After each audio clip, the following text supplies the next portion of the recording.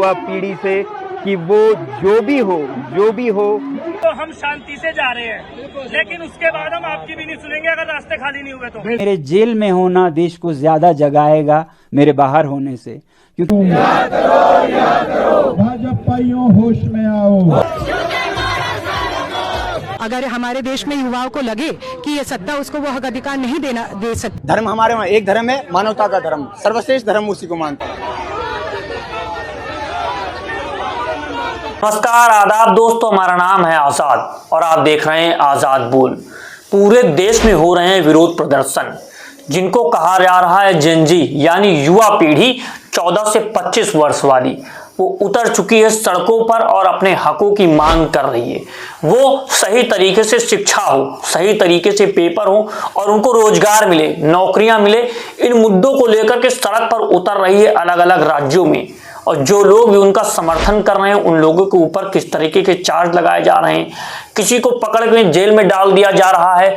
और कई सारे राज्य डिमांड कर रहे हैं कि उनको लोकतांत्रिक प्रक्रिया के तहत उनके राज्य को अधिकार मिले कि वो अपने प्रतिनिधियों को चुन सकें।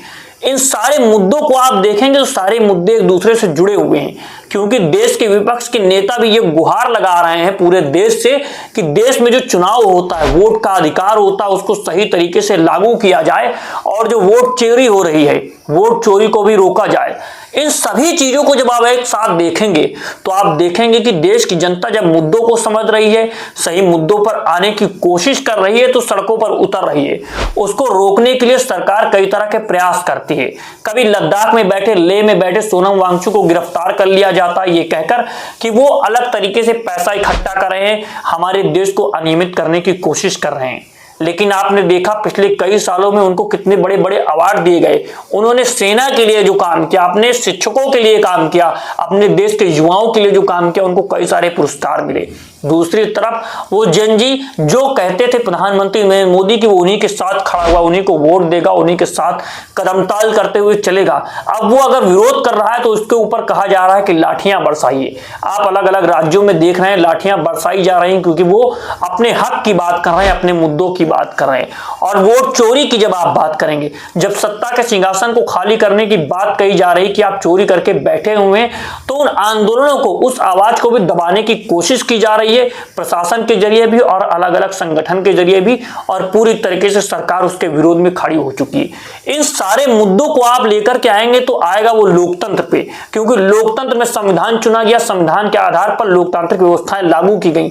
सब कुछ एक धुरी पर नाच के खड़ा होता है जनता, क्योंकि जनता ही लोकतंत्र में जनाधार है। और कहा जाता है कि जनता के द्वारा जनता के लिए शासन, वही लोकतंत्र है। उसी आधार पर सारी चीजें कही जाती हैं, क्योंकि देश के प्रधानमंत्री सीना ठोक के कहते हैं वो एक चाय बेचने वाले थे, लेकिन जनता की ताकत ने उनको देश के प्रधानमंत्री की गद्दी पर बैठा दिया।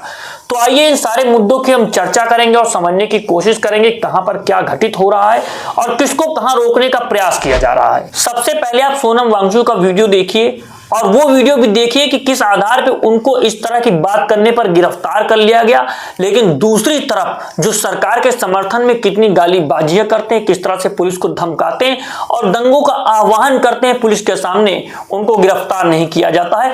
आप ये दोनों वीडियो देखिए, फिर आगे हम आपके साथ चर्चा करते हैं। मैं अपील करता हूं लद्दाख के युवा पीढ़ी से कि वो जो भी हो इस रास्ते पर न चलें, हिंसा के रास्ते पर। ये मेरे 5 साल के कोशिशों को नाकाम कर देता है। अगर हम इतने सालों से अनशन कर रहे हैं, शांति से पदयात्रा कर रहे हैं और फिर अंत में अगर हिंसा कर बैठे तो ये हमारा रास्ता नहीं है। इसलिए मैं फिर युवा पीढ़ी से हाथ जोड़कर विनती करता हूं कि हम शांति के ही रास्ते से सरकार को कहें, और सरकार भी, मैं चाहता हूं कि शांति के संदेश को सुने। डीसीपी साहब हमारे सामने खड़े हैं। मैं आप सबके बिहाफ पे ये बात कह रहा हूँ, ट्रंप के जाने तक तो हम शांति से जा रहे हैं, लेकिन उसके बाद हम आपकी भी नहीं सुनेंगे अगर रास्ते खाली नहीं हुए तो। बिल्कुल ठीक है, आज जब तक रास्ता खाली करवा रहे हैं। ट्रंप के जाने तक ट्रंप के जाने तक आप जाफराबाद और चांदबाग खाली करवा लीजिए, ऐसी आपसे विनती कर रहे हैं। उसके बाद हमें रोड पे आना पड़ेगा, ठीक है। तो आपने यह वीडियो देखी। दूसरी वीडियो आप सोनम वांगचुक की यह देखिए, वो कह रहे हैं भगत सिंह के अंदाज में, वो कह रहे हैं जिस तरह से भगत सिंह ने कहा था कि मैं जब फांसी के फंदे को चूम करके फांसी के फंदे पर लटक जाऊंगा तो देश में एक क्रांति आएगी। उसी आधार पर सोनम वांगचुक कह रहे हैं कि मैं पिछले 5 वर्षों से अनशन कर रहा हूं, लद्दाख से दिल्ली तक पैदल यात्राएं कर रहा हूं, सरकार हमारी बात नहीं सुन रही है, और आप देखना जिस दिन मैं गिरफ्तार होऊंगा उस दिन सरकार और जनता मेरी बातों को समझेगी। अब वही घटित होता हुआ दिखाई दे रहा है। सोनम वांगचुक की यह वीडियो देखिए। बिल्कुल डर नहीं है, मैं बिल्कुल इंतजार कर रहा हूं, बल्कि मैं ये सोचता हूं कि न्योता देंगे पुलिस को कि आए आपको गिरफ्तार? बिल्कुल देंगे, क्यों नहीं देंगे। जब वो चाहें हमें गिरफ्तार कर सकता है। मैं सोचता हूं कि मेरे जेल में होना देश को ज्यादा जगाएगा मेरे बाहर होने से, क्योंकि देश नजारा देखेगा।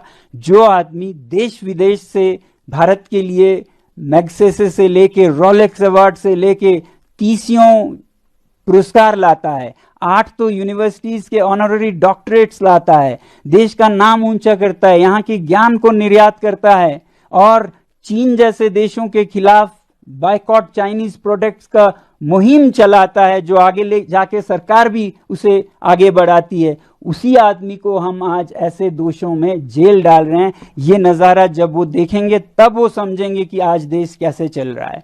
तो इसलिए मैं सोचता हूं मेरी देश सेवा की यही एक आखिरी कड़ी रहेगी। सोनम वांगचुक की गिरफ्तारी के बाद पूरे देश में लोग उनके समर्थन में उतर चुके हैं। जो बात अब फैल नहीं रही थी, चिंगारी की तरह एक लौ उठी और पूरे देश में आग की तरह फैल गई कि सोनम वांगचुक जिस मुद्दे पर खड़े हैं, जिस मुद्दे पर युवा खड़े हैं, उनके साथ देश की जनता को खड़ा होना होगा। और आम आदमी पार्टी ने जंतर मंतर पर इस बात का विरोध किया। सोनम वांगचुक रिहा करो, सोनम वांगचुक रिहा करो, भाजपाइयों होश में आओ, भाजपाइयों होश में आओ, तानाशाही बंद करो। आपने सोनम वांगचुक जी की वीडियो देखी, किस आधार पे अपनी बातों को रख रहे हैं, और अलग अलग पार्टियां उनके समर्थन में आ रही, नेता उनके समर्थन में आ रहे हैं। अब एक और वीडियो देखिए, और इस मुद्दे पर भी हम चर्चा करेंगे किस तरह से उत्तराखंड में धामी सरकार के खिलाफ नारेबाजी हो रही है, और वोट चोरी जिस तरह से बिहार में नारा गूंज रहा है, पूरे देश में नारा गूंज रहा है, उत्तराखंड में गूंज रहा है पेपर चोर गद्दी छोड़। ये नारा सुनिए और इस आधार पर जो बातें कही जा रही वह आप सुनिए।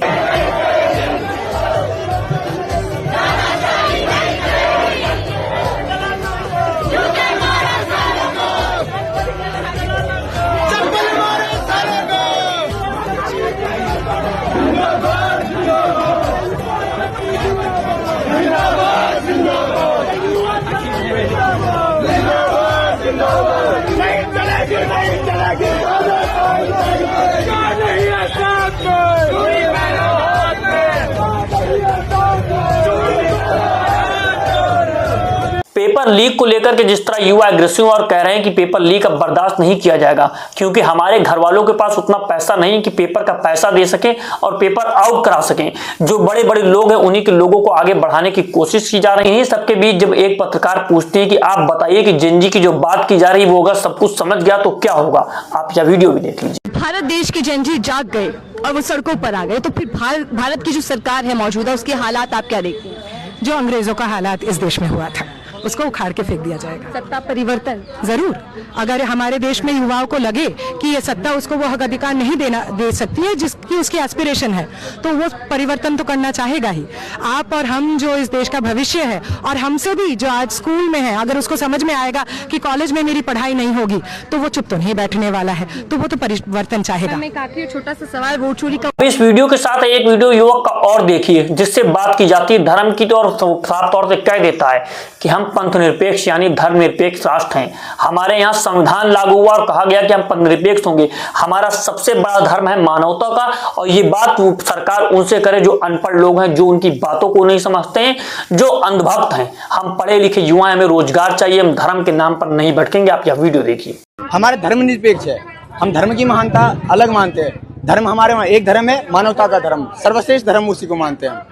और मैं सरकार को यही बोलना चाहता हूँ कि धर्म के नाम पर अगर आप राजनीति करोगे तो उनके सामने करना जो पढ़े लिखे नहीं है। हम पढ़े लिखे छात्र हैं, हमें पता है कि राजनीति किस तरीके से होती है। धर्म के नाम पे राजनीति करोगे, धर्म के नाम पे देश चलाओगे तो देश ज्यादा नहीं चलेगा। हमारा देश धर्मनिरपेक्ष देश है और धर्म हमेशा एक ही होता है, मानवता का धर्म। पिछले 11 साल से जो चमत्कार किया जा रहा था प्रचार के जरिए, प्रोपोगेंडे के जरिए, वो सारा प्रोपोगेंडा टूटता हुआ दिखाई दे रहा है और पूरे देश में युवा जिस तरीके से उतर रहे हैं उसकी भी एक आप झलक देख लीजिए।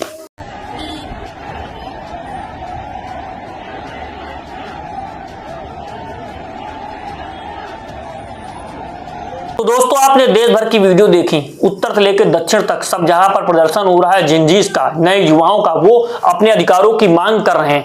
और जो वोट चोरी का मुद्दा है, तिरपाल का भी असर देखिए, तिरपाल कहां कहां पर लगाया गया, किस तरह से देश में झोपड़ियों को छुपाने की कोशिश की गई तिरपाल से। तिरपाल ढक दिए गए थे, कब ढके गए थे आप कमेंट बॉक्स में कमेंट कीजिए। जो तस्वीरें पूरे देश में वायरल थी, अब यह वीडियो भी बहुत तेजी से वायरल हो रही है क्योंकि तिरपाल के आड़ में पुलिस ढक रही है विरोध प्रदर्शन को। वो आवाज दबाने की कोशिश की जा रही है। क्या यह आवाज दब पाएगी, ये जनता तक नहीं पहुंचेगी, ये आप बताइए कमेंट बॉक्स में और यह वीडियो देखिए।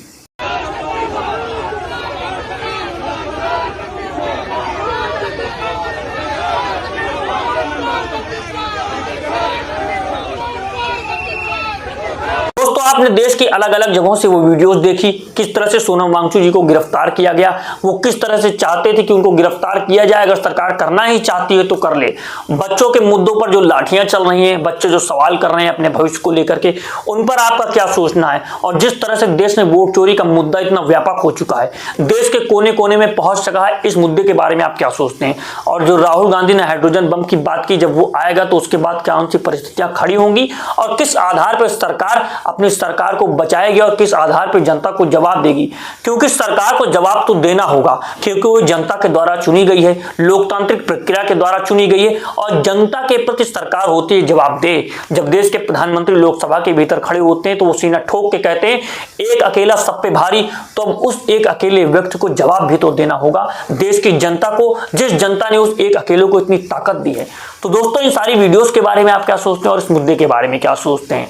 और ये खबरें क्या आपको गोदी मीडिया दिखा रहा है, अगर नहीं दिखा रहा है और अगर आप ये देखना चाहते हैं तो हमारी आवाज को बुलंद कीजिए, वीडियो को ज्यादा से ज्यादा शेयर कीजिए, कमेंट कीजिए और चैनल को सब्सक्राइब कीजिए। मिलता हूं आपसे अगली वीडियो में, अभी के लिए नमस्कार, जय हिंद, जय भारत, जय संविधान।